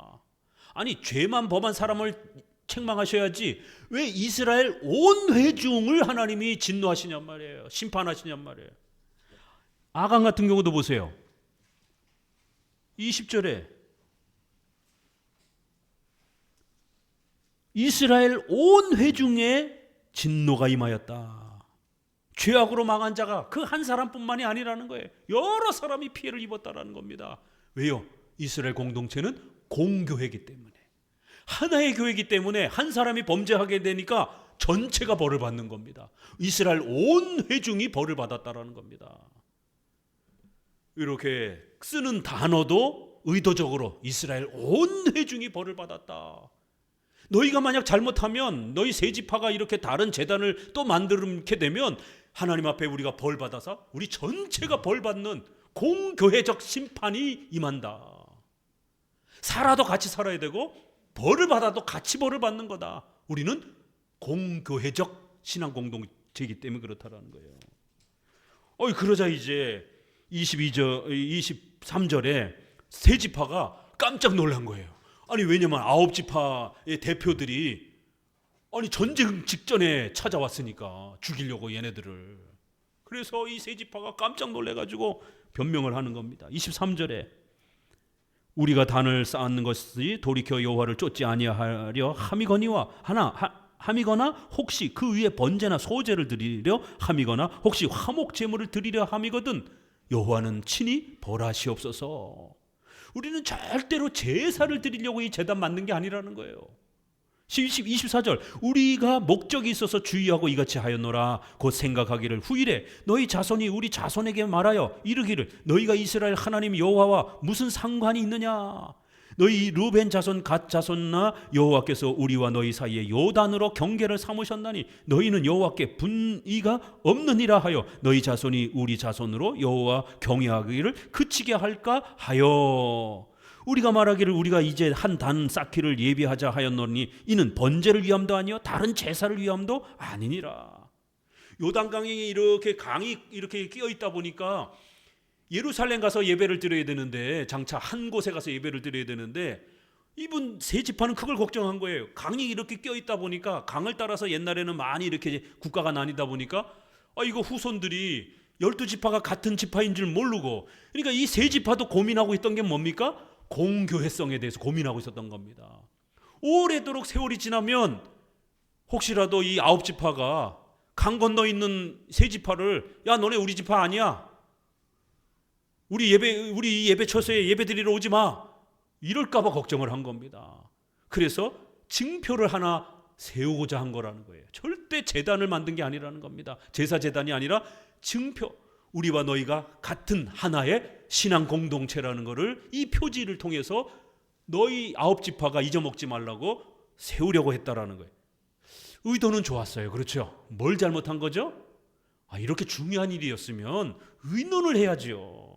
우리 장로교회는 절대로 개교회가 혼자 처리하지 않습니다. 노회에 속해 있는 교회들이 함께 의논하는 거예요. 총회와 함께 또 9월에 총회에 모여서 또 같이 의논하는 겁니다. 제가 신학자이지만 저보다 공부 못한 목회자라고 해서 무시하거나 무슨 표가 제가 2개가 있거나 그렇지 않습니다. 반드시 투표를 할 땐 또 1인 1표로 저도 손을 드는 것입니다. 저도 의견을 말하고 다른 분도 나와서 의견을 말하는 겁니다.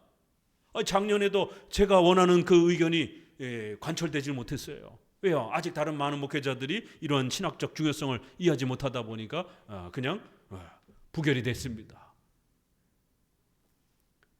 유아 세례와 관련해서 최근에 3살부터 13살까지 유아 세례, 유아 성찬을 주고자 하는 이 헌의안이 올라왔을 때는 저하고 역사신학 교수님이 이렇게 중심이 돼가지고 강력하게 반대를 했고 그것을 신학위원회가 받아들여서 다행히 부결이 됐습니다. 그러나 좀 다른 거를 좀 세우려고 하는 이러한 주제를 좀 제시를 했는데 그건 좀 아직 이렇게 많은 분들에게 호응을 얻지 못해서 부결이 됐습니다. 그러면 또 설득하고 만나는 목회자들마다 또 이해를 시켜서 다음 또 총회 때에 또 다시 선거를 통해 가지고 결정을 하는 겁니다. 회의를 해야 되는 겁니다. 장로교는 이렇게 회의체 정치입니다.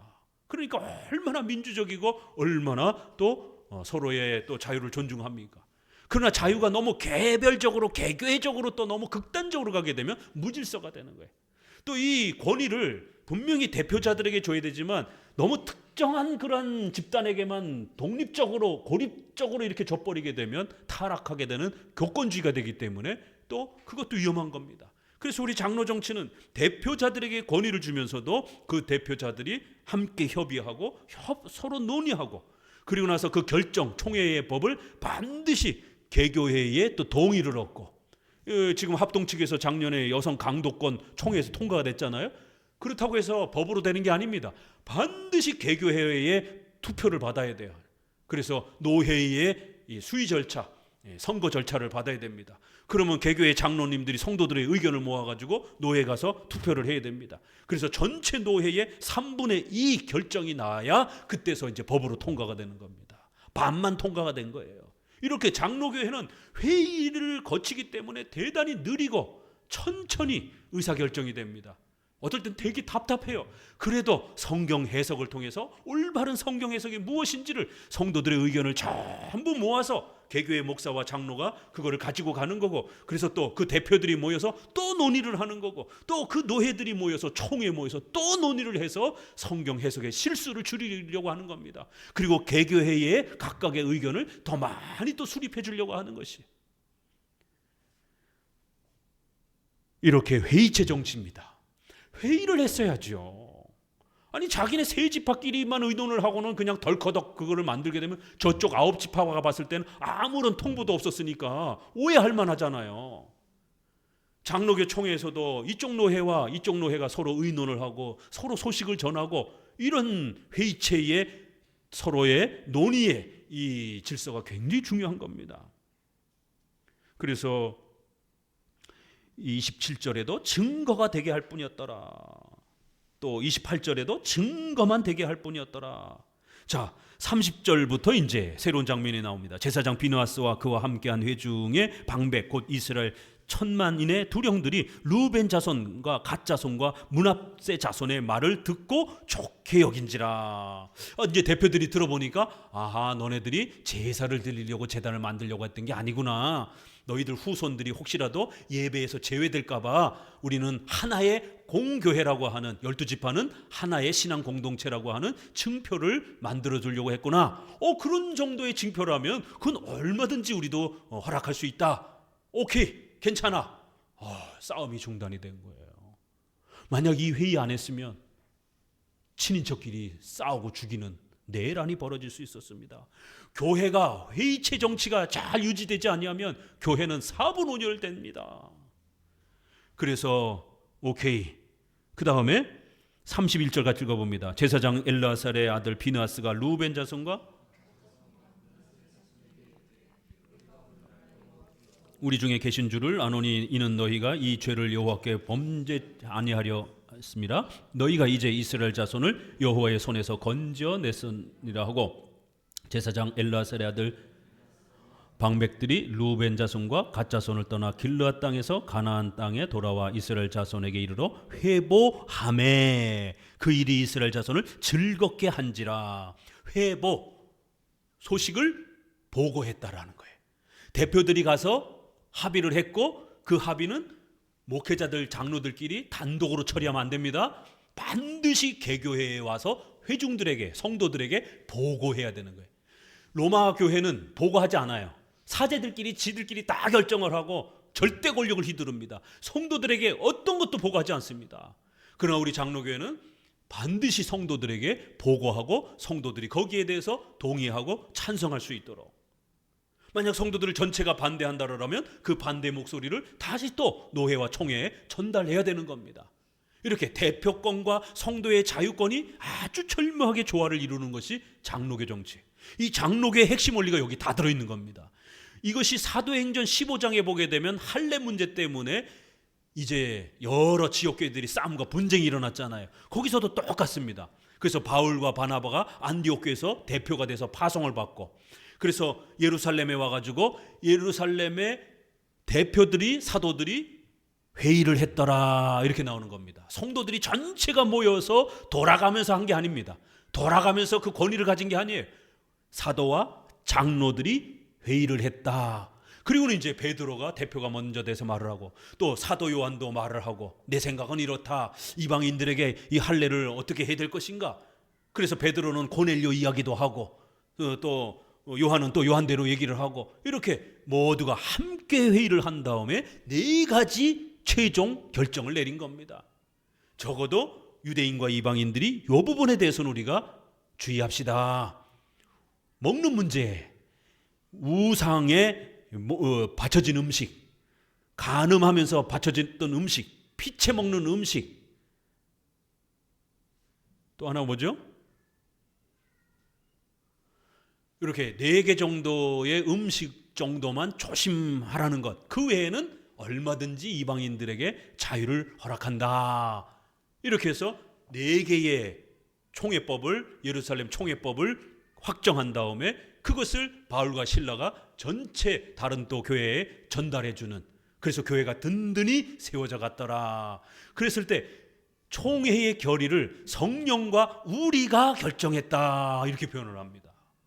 사도들과 장로들이 모여서 결정했지만 성령께서 그 총회의 그 결정에 하나님이 함께 해주신 신적 권위의 위탁됨이 있었다라는 거예요. 그래서 성령과 우리가 결정한 규례, 법이라는 단어를 씁니다. 그래서 그 규례를 전달했다 이렇게 씁니다. 그래서 그 헬라어의 규례라는 단어가 오더, 로, 법에 준하는 헬라어입니다. 그냥 조언, 협조, 공문 이런 뜻이 아니라 법령, 법칙할 때 쓰는 헬라어예요. 규례, 규칙, 법을 전했더라. 그랬더니 교회가 든든히 세워져 갔더라. 이렇게 예루살렘의 15장의 이 분쟁도 이렇게 대표들이 모여서 의논하고 그거를 성도들에게 보고하고 그랬을 때의 이러한 결정에 성령이 함께 해주시는 신적 권위가 그렇게 구성이 되는. 자, 여기에도 보니까 보고를 하고 이스라엘 전체 성도들이 즐거이 그 결정을 받아들였다라는 거예요. 그래서 하나님을 찬송하고 르우벤 자손과 갓 자손이 거하는 땅에 가서 싸워 그것을 멸하자 하는 말을 다시 하지 아니하였더라. 분쟁이 사라졌다라는 거예요. 이렇게 가나안 땅은 하나님의 나라를 대표하는 모형적으로 우리에게 가르쳐 줍니다. 그럴 때에 장차 하나님의 나라는 이제 우리가 미래에 소망하면서 또 그렇게 살아가면 되는 것이고, 이 땅의 하나님의 나라는 유형교회이기 때문에 유형교회는 하나의 공교회적 개념으로서 세워져 가는 것이 가장 중요하다는 겁니다. 예수 그리스도의 몸은 절대로 싸우거나 찢어지거나 나눠져서는 안 된다는 거예요. 적어도 교단 중심으로 하나의 교회를 이루어가는 그런 훈련과 그런 연습과 그러한 강력한 노력을 가지고 살아가야 된다는 거예요. 우리의 교회, 우리들의 교회라는 이 개념이 강하게 우리 성도들에게 지배되어 있어야 됩니다. 그래야 우리가 신학교를 지원할 때도 우리들의 신학교, 우리 다음 세대, 우리 자손들을 길러낼 신학교를 지원하는 겁니다. 또 선교사를 파송할 때 아니 우리 교회도 아닌데 뭐하러 선교사를 우리가 지원합니까? 이러시면 안 되는 거예요. 그 사람이 대표가 돼서 선교를 가는 겁니다. 그 교단을 대표해서. 그러면 필요한 재정들을 함께 모아주는 겁니다. 우리 한국 장로교에서 이제 책을 또 이제 스터디하고 있는데 제가 준비하다 보니까 그 가우처라고 하는 이 미국 분이 세상에 조선에 꼬장꽃 이 까무잡잡하고 키도 쬐끄만하고 이런 사람들이 가 쓰고 하얀 한복을 입고 세상에 기차에서 만난 겁니다. 우연찮게 당신들은 도대체 어느 나라 사람이냐? 우린 조선 사람입니다. 여기를 왜 왔냐? 했더니 우리 조선에 선교사가 필요해서 선교를 부탁하려고 이렇게까지 온 겁니다. 조선이라는 나라에 교회가 없느냐? 가우처라는 부자가 그 자리에서 2,000불을 그래 조선에 그러면 선교사가 갈 수 있도록 내가 재정을 지원하겠습니다. 그리고는 또 다른 분이 이 소식을 듣고 4,000불을 헌금을 한 겁니다. 그래서 도합 한 6,000불이. 그래서 제가 AI에다가 물어봤어요. 6,000불이 도대체 어느 정도나 되는 돈인가? 1800년도에. 그랬더니 대략 한 50억, 오늘날 돈으로 환산하면 그 두 분에 의해서 50억이 그 선교사를 보내달라고 조선 사람들이 왔던 그 목소리에 반응을 해서 재정이 지원이 됐고, 언더우드가 사람이 선교사로 파송이 됐고, 그래서 저와 여러분이 있는 겁니다. 누군가는 성도들이 눈물로 자신의 삶을 또 자신의 재정을 그렇게 헌신해줘서 미국 장로교회가 결정을 해가지고 또 사람을 언더우드를 안수를 해가지고 우리 장로교회 최초의 선교사가 오게 된 겁니다.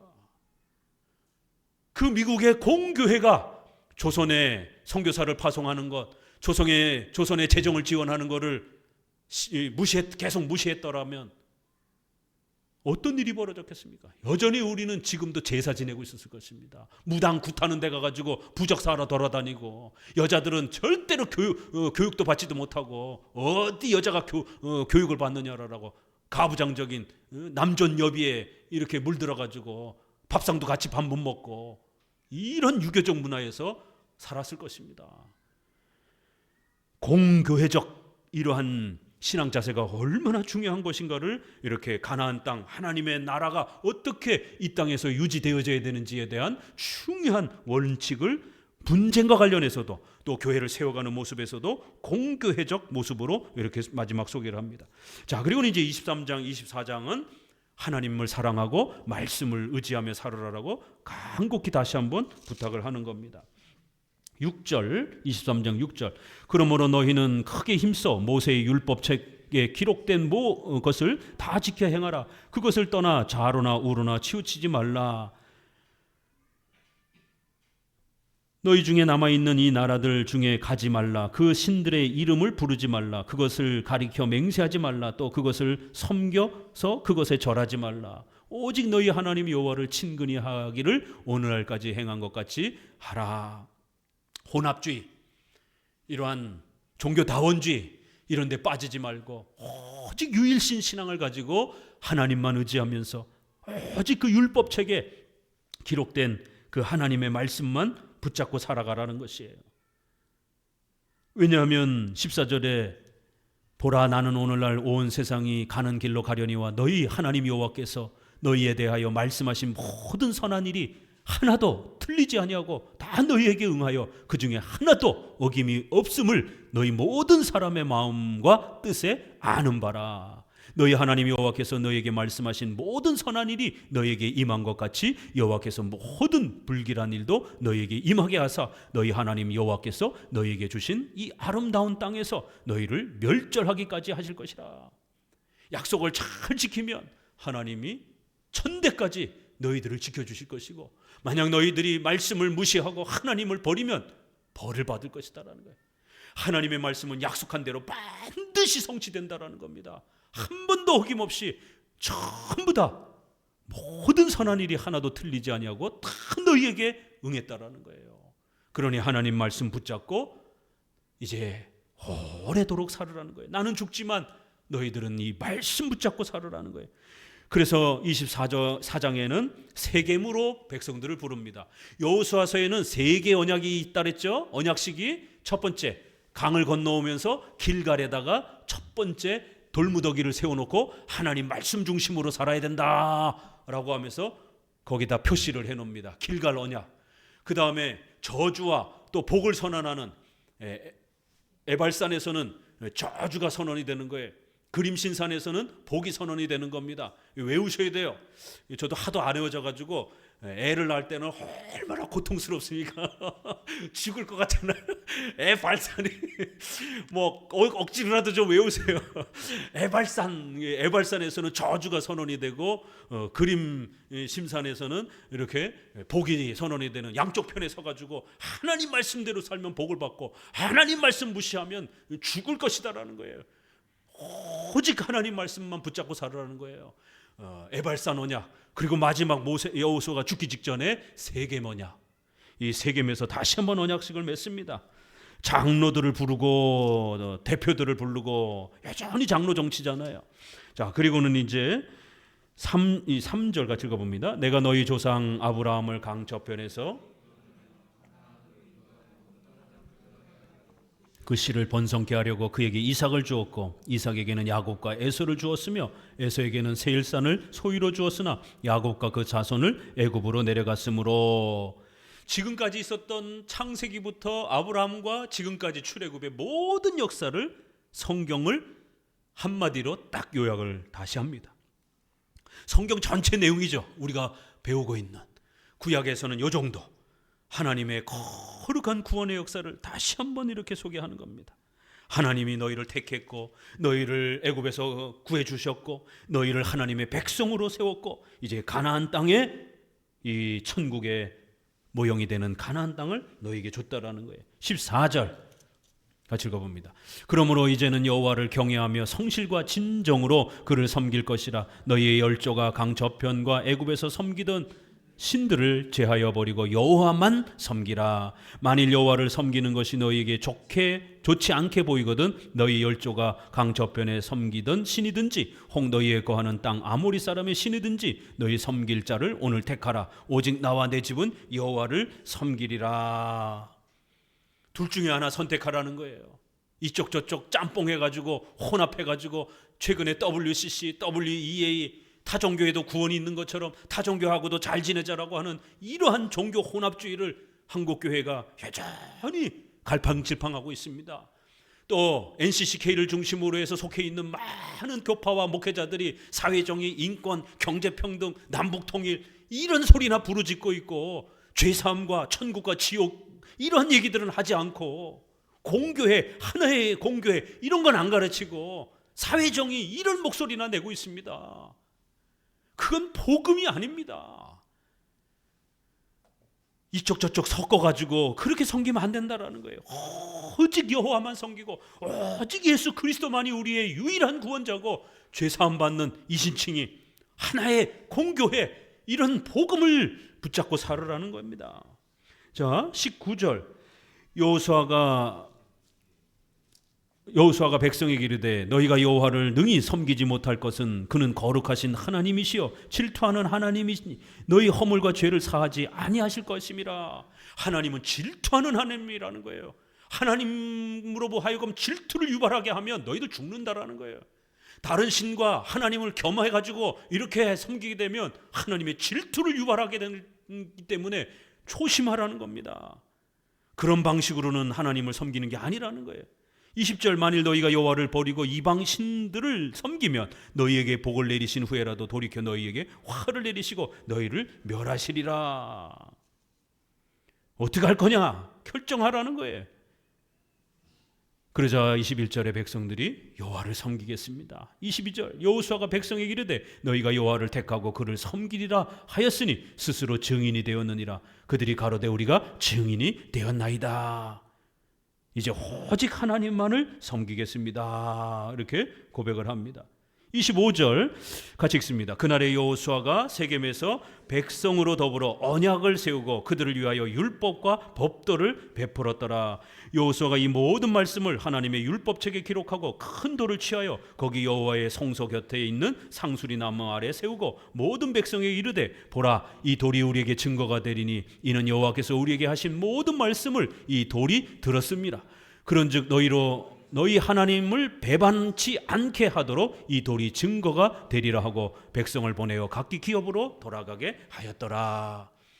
이 돌을 볼 때마다 오직 하나님 중심, 오직 성경 중심으로 살으라는 것을 기억하라는 겁니다. 이건 오늘날도 우리에게 똑같은 명령이 되는 겁니다. 성경 중심의 신앙. 한국 기독교는 성경을 버린 지 오래됐습니다. 설교를 1시간씩 듣지 못하는, 강의 설교를 듣지 못하는 이런 시대가 되었습니다. 성경을 가르치면 싫어하고 어렵다고 그러고 설교 짧게 하고 막 재미난 이야기들을 하면 그런 데 가서는 은혜 받는다고 그러고 참 기가 찰 노릇입니다. 오직 성경 중심, 오직 하나님 중심으로 그렇게 신앙을 바로 세우고 이러한 성경의 기본적 율법을 하나님이 요구하시는 것을 잘 지켜가야 된다는 겁니다. 자, 그럼 이걸 정리해 보면 개인적으로는 이제 여러분의 신앙 고백을 잘 지켜내셔야 됩니다. 주일 성수, 특별히 11조 이런 것이 이제 여러분 개인의 경건의 기준이 됩니다. 이게 두 개가 안 되면서 여러분의 의식주에 어떤 도움이 주어지기를 바라면 안 됩니다. 왜요? 이건 근본이요 기본이기 때문에. 주일 성수와 공교회를 또 재정이 있어야 또 함께 섬겨갈 수가 있는 겁니다. 우리의 이런 모든 교회적 활동에는 재정이 또 필요하고 선교도 그렇고 또 많은 이러한 또 복음적 사역에는 재정의 헌신이 필요한 겁니다. 그래서 최근에 11조 파괴 운동을 벌이는 이러한 개혁주의 신학자들이 있습니다. 대부분 정치적으로 좌파 그런 신학자들입니다. 어떻게 이게 또 이렇게 다 맞춰져 가요 또 그렇게. 아니 그럼 11조 정도도 헌금을 안 하면 교회가 어떻게 유지가 됩니까? 하나의 공교회가 어떻게 유지가 돼야 됩니까? 그 공교회는 선교사도 파송을 해야 되고 신학교도 길러내야 되고 뭘 어떻게 할 겁니까? 뭘로 할 겁니까? 이게 선동하는 거예요. 항상 이 선동에는 그럴듯합니다. 성도들의 책임을 이렇게 등한시하게 만드는, 시민으로서의 책임을 등한시하게 만드는 이런 선동들 조심해야 되는 겁니다.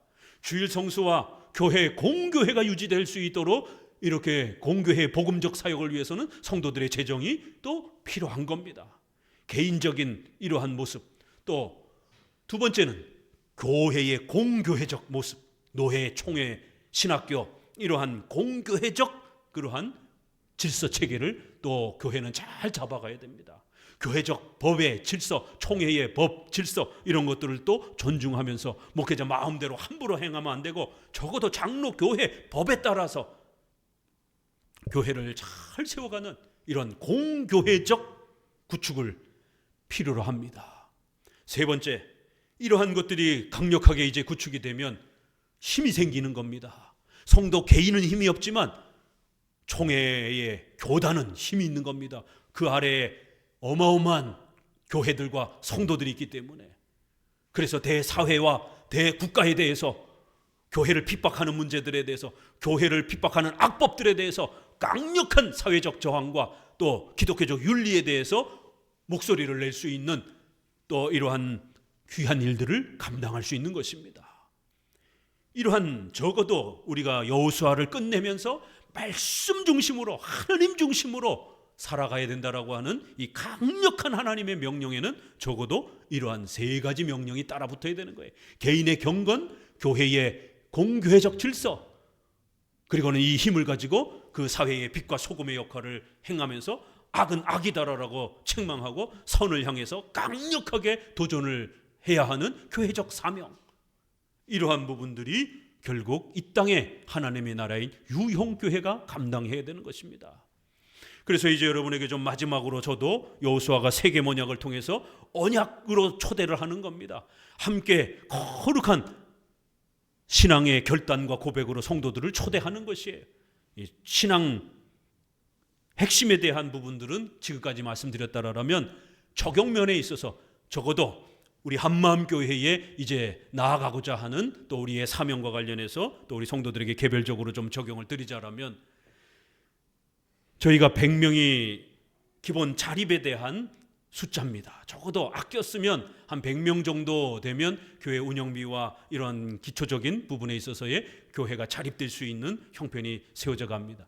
그리고 이제 그 다음부터 200명을 향해서 우리가 부지런히 기도해야 됩니다. 그건 단순하게 교회가 크고자 하는 개인적인 그러한 개교적인 욕망이 아니라 끊임없이 여러분에게 말씀드려왔던 것처럼 140년 만에 웨스트민스터 신앙고백 박사 논문이 처음 나와서야 이게 말이 됩니까? 제네바 성경, 킹제임스 성경보다 훨씬 더 우리 종교개혁자들이 소중하게 사용했던 영어권의 제네바 성경, 그 밑에 각주가 있단 말이에요.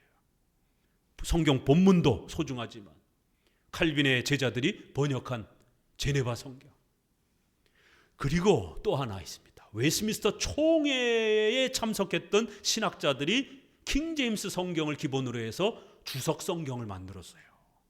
그건 제네바 주석보다 훨씬 양이 많습니다. 그래서 두 번째 목표는 잉글랜드 주석 성경입니다. 그게 그 주석 번역 10억을 목표로 하고 있습니다. 제네바 성경 번역, 그 다음에 제네바 그 주석과 그 다음에 잉글랜드 웨스트민스터 총회에 참여했던 바로 그분들이 웨스트민스터 신조와 웨스트민스터 잉글랜드 주석을 만든 겁니다. 많은 사람들이 잉글랜드 주석은 몰라요. 웨스트민스터 신앙 고백은 알고 있는데 이건 공적인 신앙 고백인 거고, 여기 나오는 성경 구절을 어떻게 이해해야 될지에 대해서 창세기부터 계시록 그 킹제임스 본문에다가 성경 주석을 다룬 겁니다. 종교개혁의 그 어마어마한 내용들이 다 담겼어요. 제네바의 주석보다 더 발전을 해서, 왜요? 시대가 더 지났으니까 어마어마한 그 걸출한 웨스트민스터 총회학자들이 만들어준 게 잉글랜드 주석 성경입니다. 제 죽기 전에 반드시 10억 모아가지고 이거 번역할 겁니다. 그리고 루이스 벌콥의 조직신학뿐만 아니라 찰스 하치의 조직신학 1권만 번역되고 책이 안 팔려가지고 출판사에서 돈이 안 돼가지고 2권 3권을 번역해내질 못했습니다. 장로교회의 조직신학은 찰스 하치의 조직신학입니다. 유럽 개혁파 교회의 조직신학은 바빙크와 벌콥의 조직신학입니다.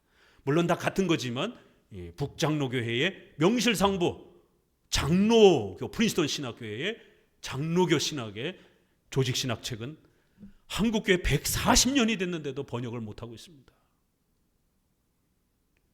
까짓것 우리 한마음교회가 합시다. 이런 공적인 거룩한 소명을 가지고 하나님 앞에 여러분 기도하면서 하나님 큰 부를 주십시오라고 기도하세요. 개인적인 욕망을 가지고 부를 기도하면 하나님이 응답해 주지 않습니다.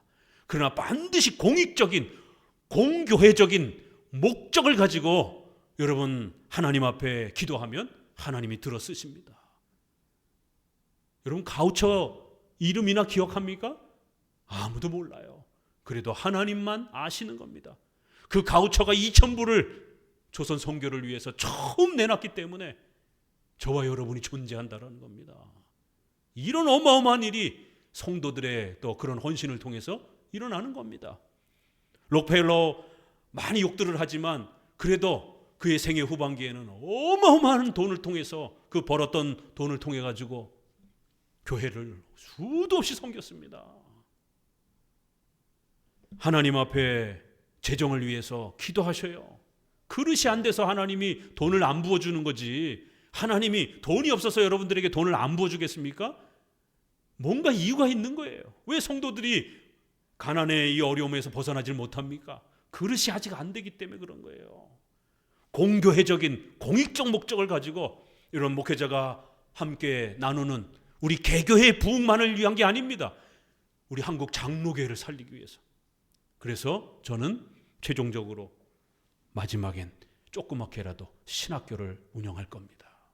저도 지금 신학교에서 조직신학 가르치고 있지만 총신, 고신, 합신, 웨스트민스터 신앙고백을 안 가르칩니다. 저희 학교도 안 가르칩니다. 필수 과목에서 다 빠졌습니다. 제가 계속해서 필수 과목으로 넣어달라고 하는데 조직신학이 있는데 그걸 뭘 넣어요? 그 결정권자들이 계속해서 빼버립니다. 다른 교단들도 정규 과목에서 다 사라졌어요. 필수 과목에서 다 사라져 버렸어요. 장로교 목사가 웨스트민스터 공부를 안 하고도 목사 안수를 받습니다.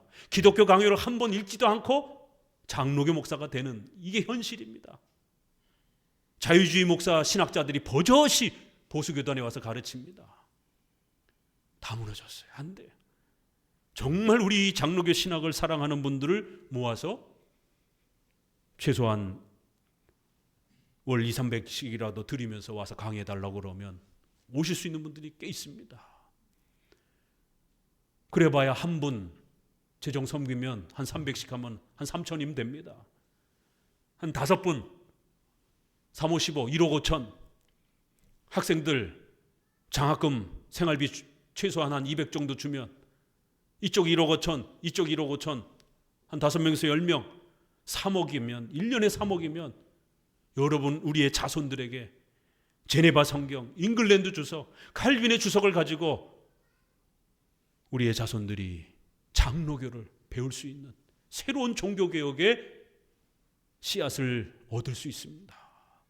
다 무너져 있어요 지금. 그래서 지난 10여 년 동안 목소리가 갈라지는 것을 각오하고 유튜브에다 자료를 남기기 위해서. 왜요? 종이시대가 지났기 때문에. 박형룡, 바빙크, 벌코, 우리 조성만 박사님의 이러한 조직신학을 요약해서 조직신학을 전체를 남겨놨습니다. 신앙고백서 전체를 남겨놨습니다. 신구약 설교 전체를, 개혁주의 입장에서 강해 설교를 어떻게 하는지 전부 다 남겨놓고 이제 한 2년 구약 남았습니다. 10여 년을 약을 먹어가면서 목소리 쉬지 않게끔 먹어가면서 몸부림치면서 유튜브 자료를 남겨놨습니다. 우리 개혁주의 공부를 하고 싶은 분들이 자료가 없어서 공부 못하는 일이 없도록 우리 성도들이 도와줘서 또 제가 그 일을 할 수 있었습니다. 이제 우리 나머지 일 합시다. 그래서 제가 하나님 앞에 훌륭한 큰 부자들이 우리 성도들 안에서 세워지도록 간절히 기도하고 있습니다. 50억, 100억대의 부자들이 10명 정도만이라도 있게 해달라고 하나님 앞에 30년 전부터 기도했습니다. 그러한 큰 걸출한 기업을 운영하는 우리 성도들이 적어도 한마음교회에서 나올 수 있도록, 또 외부에서 또 함께 참여하실 수 있도록 유명한 회장님이 전도되어지도록 기도하고 있습니다. 나중에 그분이 누군지 알려드리겠습니다. 이렇게 연결되어서 우리나라의 10대 그룹 안에 들어가는 회장님이 우리 장로교 설교를, 제 설교를 전해주셨습니다. 누군가 신 목사님의 설교를 듣고 이런 개혁주의에 눈을 뜨시라고, 자꾸 그런 경건주의에 이렇게 잊지 마시고. 저도 그 소식을 듣고 너무 놀랐어요. 너무 감사합니다. 기도하겠습니다. 우리나라 10대 그룹 안에 들어가는 회장님한테 저의 설교를 들으셨다고 그러더라고요. 한 몇 편을. 하나님의 역사하시면 그런 전도의 역사가 일어날 것이고, 미국의 가우처를 하나님이 쓰셔서 그 시대에 2,000불이면 그 사람한테도 어마어마한 큰 돈이었을 텐데 조선의 선교사를, 조선의 교회가 생기도록 그렇게 그의 번 재정을 헌신하셨을 때 그 가우처의 집안을 하나님이 어떻게 축복해 주셨겠습니까? 우린 모르겠지만 분명히 하나님이 축복해 주셨을 것입니다. 적어도 우리가 여호수아를 끝나면서 하나님의 나라를 세워가고자 하는 거룩한 소망을 저는 여러분에게 또 이렇게 전달해 봅니다. 그래서 우리 함께 정말 여호수아가 죽어가면서 마지막 유언을 이렇게 하나님 말씀 중심으로 이러한 신앙의 방향으로 살으라고 간곡히 부탁했던 것처럼, 적어도 우리 한마음교회는 이렇게 한 개교회의 부흥이 아니라 우리 한국 장로교회의 새로운 부흥을 위해서 우리 다음 세대 후손들이 장로교를 배울 수 있는 이러한 자료들을 우리가 구축해가는 그러한 일들을 한번 해봅시다. 기도합니다. 하나님